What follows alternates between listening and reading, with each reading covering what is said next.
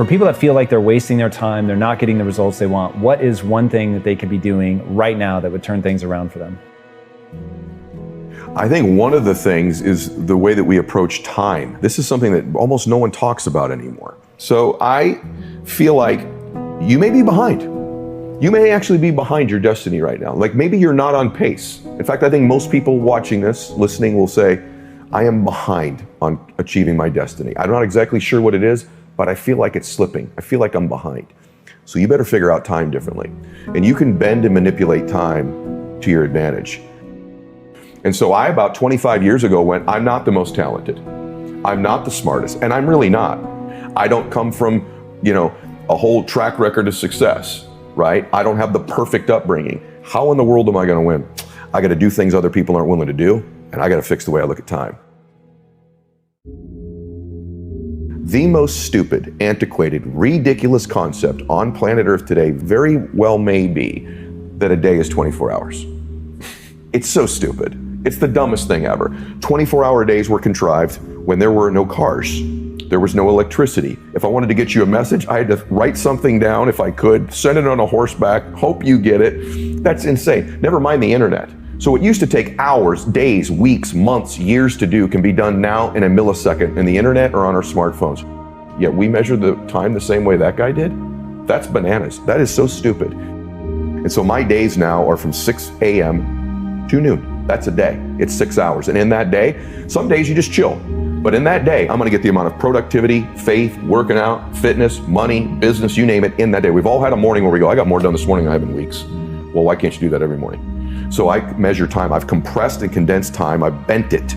My day is 6 a.m. to noon, and I'm not crazy. You're crazy for thinking it takes 24 hours, just like some dude in a cave did 300 years ago. And it's unfair that people have taught you this.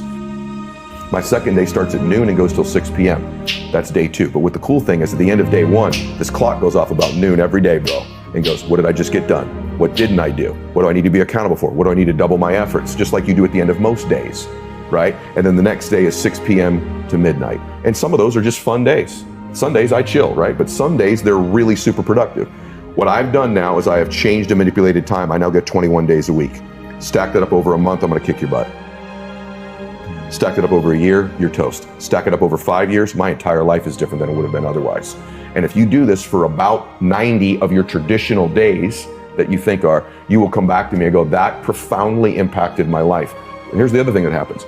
The world responds to you differently when you value your time like that.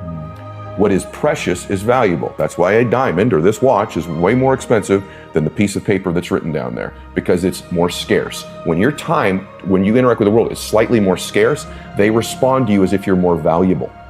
So you get more accountability, more productivity, more fun, more joy, and the world flips its response to you. All of a sudden you become more valuable and precious to people when your time is different. And you'll get thousands more days in your life and live a much more blissful and happy life than the person who only gets 24 hours.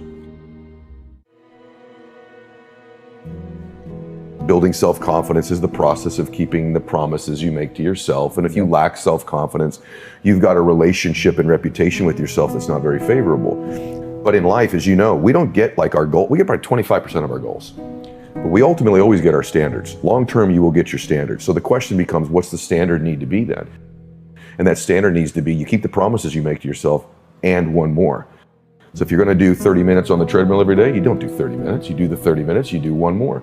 You're gonna make 10 contacts in a day, you don't make 10 contacts in a day, you do the 10 contacts and you make one more. So you start stacking up mathematically all of these one mores. You've just done more, so you're better, but you've changed the standard of your life. And you've built this superhuman type self-confidence that I not only do what I say I'm going to do, I do one more than I'm saying I'm going to do. And that's something almost nobody's willing to do. So I'm going to get things almost nobody's going to get. So that's one thing initially everybody can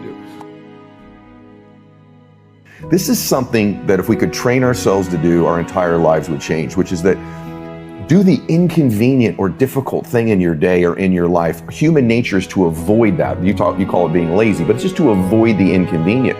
Napoleon Hill says in Think and Grow Rich, which I love, he says, on the other type of temporary pain, you are introduced to your other self, and that other self produces another life. So what we have to change, I think, to some extent, is our relationship with pain. I'm willing to pursue pain. I'm willing to pursue discomfort and do the inconvenient thing, because on the other side of that, I have extended my capacity. I've literally changed who I am by getting on the other side of that. When you find a family or a person that's happy and successful, or either one, somewhere back in their lineage, they weren't. That family wasn't. And then the one shows up. The one. And that one changes that family forever. It changes the way they live, the way the world treats them, the way they think. They're the Neo. They're the one in their family. And in my family, I'm the one. I'm the one. I didn't like it. I didn't hope for it. I fought for it. And if you're listening to this or watching it, why don't you consider the fact that potentially maybe you're the one? And the fact that you don't think you are, or that you're not qualified to be the one, or don't have the background or the skills or the confidence, probably makes you the one, because that was me.